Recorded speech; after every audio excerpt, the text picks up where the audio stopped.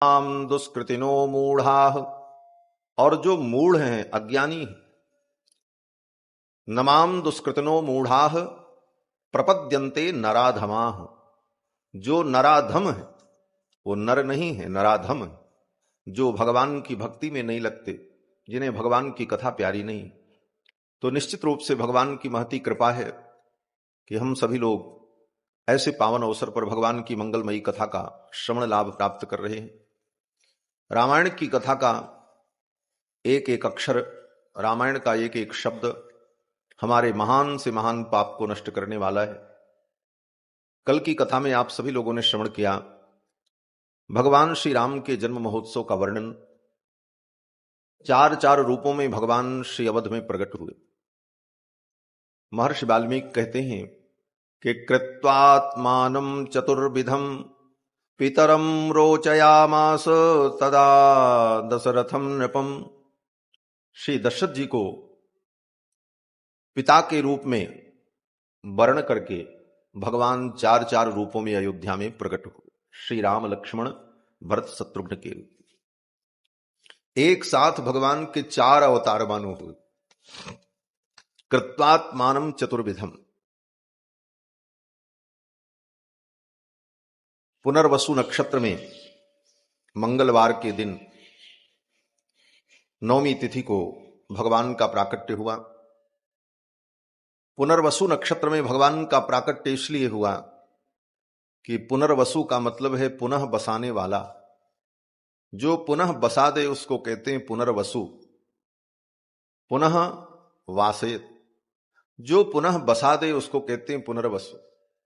रावण के आतंक से जो लोग उजड़ गए थे, रावण ने जिनको उजाड़ दिया था, बेघर कर दिया था, उन भक्तों को, उन सज्जनों को पुनः मानो बसाने के लिए भगवान आए, इसलिए पुनर्वसु नक्षत्र में आए।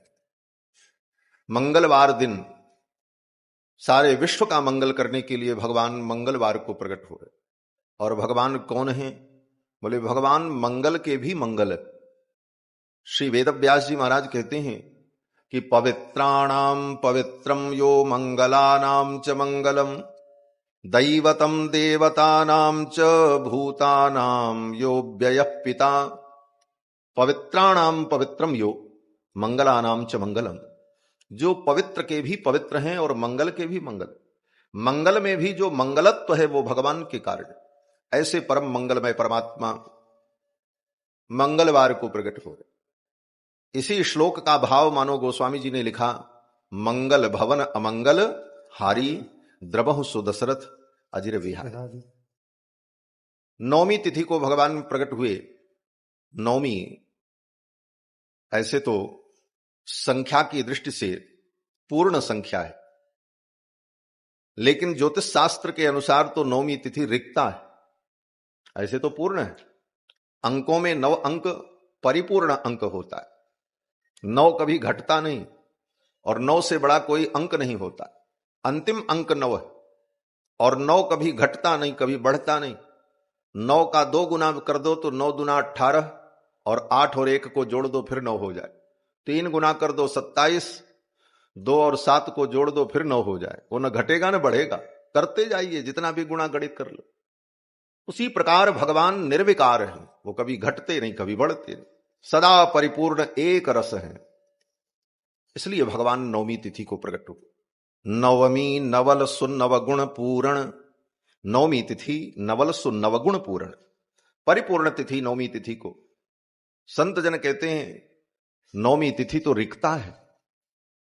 ज्योतिषियों के अनुसार चतुर्थी, नवमी और चतुर्दशी ये रिक्ता तिथि। रिक्ता तिथि आ जाए तो लोग कोई शुभ काम नहीं करते, कहते आज तो रिक्ता है, आज करना ठीक नहीं। तो नवमी तिथि जो रिक्ता थी वो भगवान के पास गई और रिक्ता ने कहा, महाराज आपने हमको तो बनाया लेकिन रिक्ता बना दिया।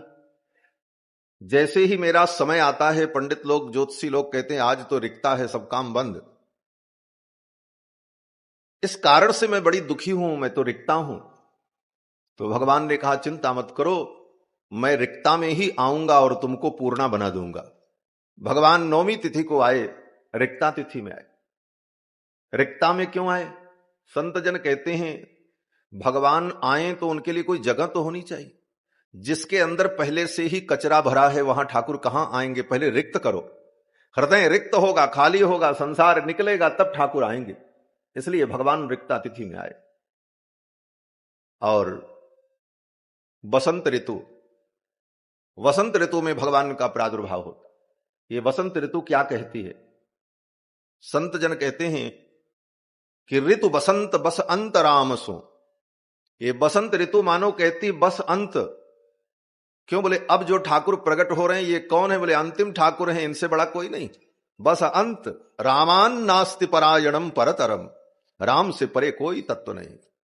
ऋतु बसंत बस अंत राम सो, अंतिम परम तत्व भूमा पुरुष परम परमात्मा वैकुंठनाथ सर्वेश्वर प्रकट हो रहे हैं, इसलिए वसंत ऋतु।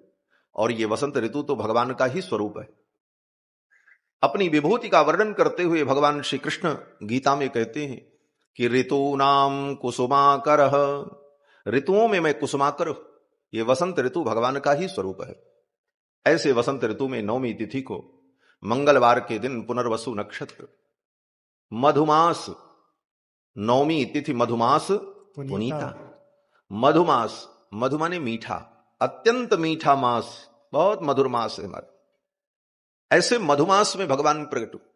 संपूर्ण तिथि को, संपूर्ण सृष्टि को मधुमय बनाने के लिए भगवान आ रहे हैं, इसलिए मधुमास। और मधु में तो मधुरता होती है। और ठाकुर कौन है? बोले मधुरता के भी अधीश्वर हैं। इसीलिए भक्तों ने कहा मधुराधिपते रखिलम मधुरम, जिनका सब कुछ मधुर है। अधरम मधुरम वदनम मधुरम चलनम मधुरम, जिनका बोलना चलना हंसना सब कुछ मधुर है। ऐसे मधुराधिप परमात्मा प्रभु प्रकट हो रहे हैं, इसलिए मधुमास। भगवान श्री रघुनंदन प्रकट हुए पुनर्वसु नक्षत्र में। पुनर्वसु नक्षत्र जब समाप्त हुआ, पुष्य नक्षत्र आया, तो पुष्य नक्षत्र में महारानी केकई ने सुंदर पुत्र को जन्म दिया। श्री भरतलाल जी का प्राकट्य हुआ। पुष्ये जातस्तु भरतः मीन लग्ने प्रसन्नधि। पुष्य नक्षत्र में मीन लग्न में श्री भरत जी महाराज प्रकट हुए। और जब मीन लग्न समाप्त हुआ, पुष्य नक्षत्र समाप्त हुआ, श्लेषा नक्षत्र आया, तो श्लेषा नक्षत्र में श्री लक्ष्मण और श्री शत्रुघ्न जी का प्रादुर्भाव। जन्म नक्षत्र का बड़ा महत्व होता है। भरत जी महाराज पुष्य नक्षत्र में प्रकट। पुष्य का मतलब पोषण करने वाला, इसीलिए भरत जी की विशेषता क्या है? बोले विश्व भरण पोषण कर जोई, ताकर नाम भरत अस। पुष्य नक्षत्र में भैया भरत प्रकट हुए। और सार्पे जातस्तु सौमित्री कुलीरेभ्युदिते रवौ। सार्प नक्षत्र में सुमित्रा ने सुंदर 2 पुत्रों को जन्म दिया, कुमार लक्ष्मण और कुमार शत्रुघ्न प्रकट हुए। सार्प नक्षत्र अर्थात श्लेषा नक्षत्र, श्लेषा नक्षत्र के देवता सर्प हैं। और प्रकट कौन हो रहे हैं? बोले सर्पों के अधीश्वर शेषनाग, शेषावतार प्रकट हो रहे हैं, इसलिए सार्प नक्षत्र में इनका प्रादुर्भाव हुआ। सार्पे जातौ तु सौमित्री कुलीरेभ्युदिते रवौ। चारों कुमार प्रकट हुए। अयोध्या में परम आनंद हुआ। दशों दिशाएं आनंदित हो गई। दूर दूर की बधूटियों ने जब सुना दशरथ जी के यहां बालक प्रकट हुआ है, तो सखियां बधाई देने के लिए चल पड़ी। वृंद वृंद मिली चली लुगाई, सहज सिंगार किए उठ धाई। कनक कलश मंगल भरि थारा, गावत पैठई भूप द्वारा। श्री दशरथ जी के द्वार पर आकर उन बधूटियों ने बधाई दी, मंगल गीत गाए। और श्री दशरथ जी महाराज ने अपना खजाना खोल दिया और कहा खूब लुटाओ। महर्षि वाल्मीकि कहते हैं कि प्रदेयाश्च ददौ राजा सूतमागध वंदिनाम। राजा दशरथ ने सूत मागध बंदीजन गायक जन जो लोग थे सबको खूब दिया। प्रदेयाश्च ददौ राजा सूतमागध वंदिनाम, ब्राह्मणेभ्यो ददौ वित्तम गोधनानि सहस्रशः। और ब्राह्मणों को खूब दक्षिणा दान की, गोदान किया, खजाना खोल दिया महाराज, खूब लुटाया। श्री गोस्वामी जी महाराज कहते हैं कि सबको सब कुछ दिया। सर्वस दान दीन सब काहू, सर्वस दान दीन सब काहू, यही पावा राखा नहीं ताहू, यही पावा राखा नहीं ताहू, सर्वस दान दीन सब काहू, सर्वस दान दीन सब काहू, सर्वस दान दीन। सबको सब कुछ दिया, सर्वस दान दीन सब काहू। और विशेषता क्या थी? बोले जय पावा राखा नहीं था। जो पाया वो भी अपने पास नहीं रखा, उसने कहा तुम ले जाओ। उसने लिया, उसने तीसरे को दे दिया, तुम ले जाओ। जय पावा राखा नहीं था, दे दे करके लोगों ने अपने घर को खाली कर दिया। महाराज देत सबन मंदिर रितये, तुलसीदास पुनि भरे, देखियत राम कृपा चितवनी चितये। राम जी की ऐसी कृपा दृष्टि, ऐसा आनंद कि सब कुछ लोग लुटा रहे हैं और फिर आकर के देखते हैं तो खजाना भरा है। देत सबन मंदिर रितये, तुलसीदास पुनि भरे, देखियत राम कृपा चितवनी चितये। किसी सज्जन ने कहा महाराज इतना माल लुटाया गया, सर्वस दान दीन सब काहू, और जय पावा राखा नहीं ताहू। जो पाया वो भी अपने पास नहीं रखा, तो इतना माल जो लुटाया गया वो गया कहां? जब किसी ने रखा ही नहीं, सब केवल लुटा ही रहे थे, तो इतना माल जो लुटाया गया वो माल गया कहां? तो हमारे अयोध्या के प्रेमी संत कहते हैं कि जब राम जी का जन्म महोत्सव हो रहा था, खूब लुटाया जा रहा था, तो अयोध्या वासी तो लुटाने में मस्त थे। और लूटने वाले कौन थे? बोले स्वर्ग के देवता आकर के लूट रहे थे कि कुछ हमको भी मिल जाए। राम निछावर लेन देव हठ होत भिखारी, देवता भिखारी बनकर के अयोध्या की गलियों में राम जी की न्यौछावर लूट रहे, कुछ तो लेकर के हम जाएं। हमको वो भी घटना याद आती जब अयोध्या में विवादित ढांचा ध्वंस हुआ। राम जन्मभूमि पर सभी राम भक्तों ने एकत्रित होकर के उस कलंक को मिटाया। उस समय उस विवादित ढांचे का जो मलबा था उसका एक टुकड़ा नहीं बचा महाराज, सब ले लेकर के चले गए, साफ कर दिया महाराज। उसी प्रकार समझ लो स्वर्ग के देवता आए, साहब लेकर के गए महाराज। राम निछावर लेन देव हठ होत भिखारी, देवता भिखारी बनकर के अयोध्या में राम जी की न्यौछावर लूट रहे। परम आनंद हुआ। सखियां सज सज करके श्रृंगार करके दशरथ जी के द्वार की ओर चल पड़ी और कहती हैं चलो रामलला सरकार का दर्शन करके आते। बोलो श्री सीता रामचंद्र भगवान की जय, श्री रामलला सरकार की जय, जय जय सीताराम। श्री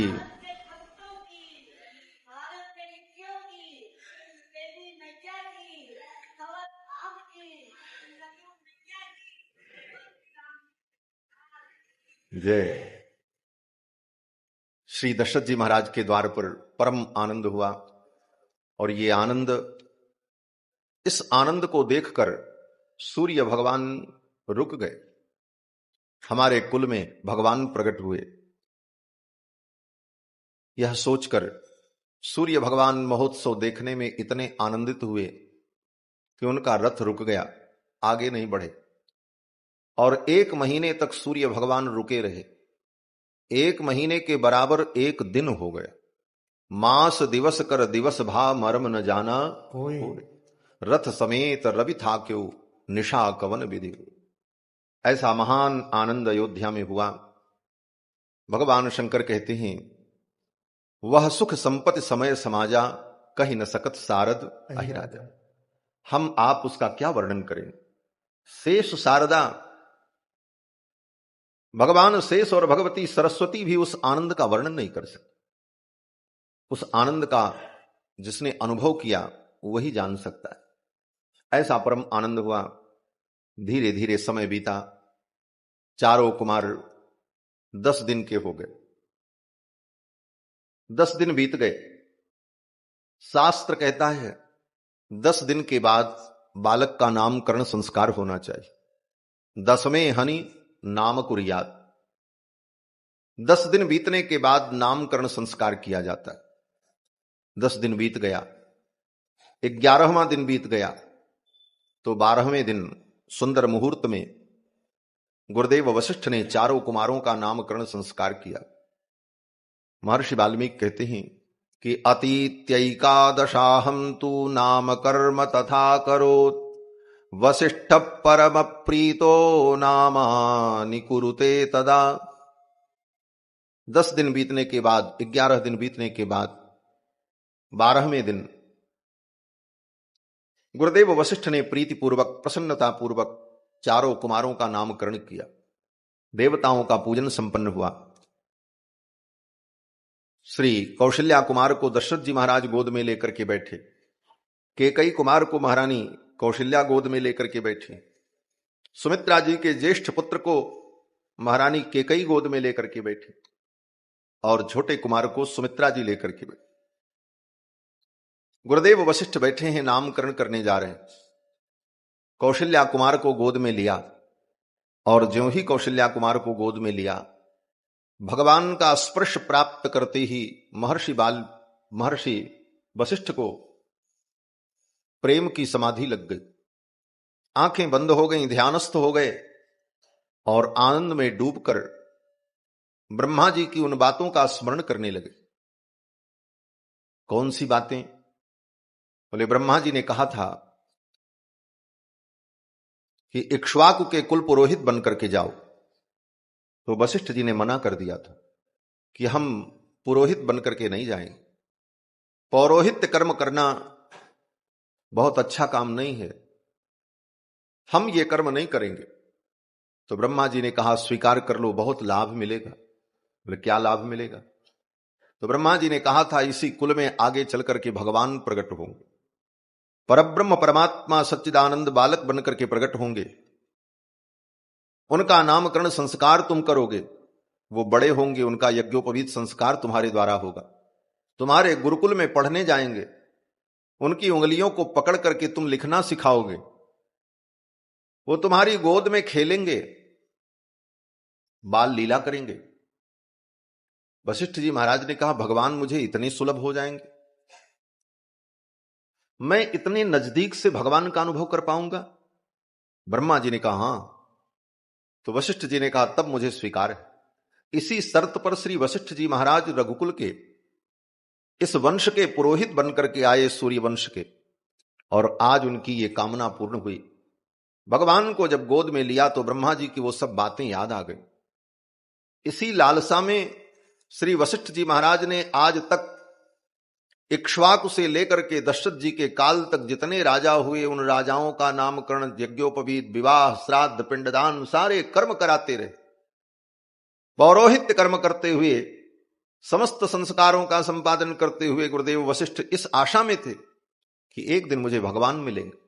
आज उनकी आशा फलवती हुई। परब्रह्म सच्चिदानंद भगवान श्री हरि उनकी गोद में विराजमान हैं। इन सारी बातों का स्मरण करके वशिष्ठ जी भाव विभोर हो गए। इन सारे भावों का वर्णन वाल्मीकि जी एक पंक्ति में करते हैं कि वशिष्ठ परम प्रीतो नामानि कुरुते तदा। परम प्रीति से युक्त होकर गुरुदेव वशिष्ठ ने चारों कुमारों का नामकरण किया। कौशल्या कुमार को गोद में लेकर गुरुदेव वशिष्ठ कहते हैं राजन, ये आपके जो ज्येष्ठ पुत्र हैं इनका नाम राम होगा।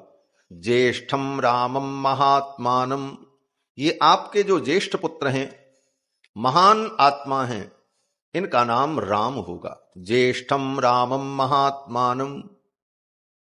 दशरथ जी ने पूछा राम का अर्थ क्या है? नामकरण करना चाहिए, साथ साथ में नाम का अर्थ भी जानना चाहिए। कितने लोग मिलते हैं तो मैं पूछता हूं भाई आपका नाम क्या है, तो नाम बताएंगे। अगर पूछ लो भाई नाम का अर्थ क्या है, तो जिसका नाम है उसी को उसका अर्थ नहीं मालूम रहता। अर्थ भी जानना चाहिए। दशरथ जी ने पूछा राम का अर्थ क्या है? गुरुदेव वशिष्ठ ने कहा राम का मतलब सबको आनंद देने वाला, जो सबको आनंद दे उसका नाम राम। बोले सबको आनंद देंगे? वशिष्ठ जी ने कहा ये सबको आनंद दान करते, ये आनंद दाता हैं, सबको आनंद देते हैं, इसीलिए इनका नाम राम। दशरथ जी ने मानो कहा कि कितना आनंद इनके पास है कि ये सबको देते रहते हैं और घटता नहीं। गुरुदेव वशिष्ठ ने कहा ये आनंद के सिंधु हैं, इतना आनंद है इनके अंदर कि ये सारी दुनिया को आनंद बांटते रहें फिर भी इनका आनंद कभी समाप्त होने वाला नहीं है। ये आनंद सिंधु है। जो आनंद सिंधु सुख राशि, सी करते त्रैलोक सुपासी। जो आनंद सिंधु सुख राशि, सी करते त्रैलोक सुपासी। सो सुख धाम राम असनामा, सो सुख धाम राम असनामा।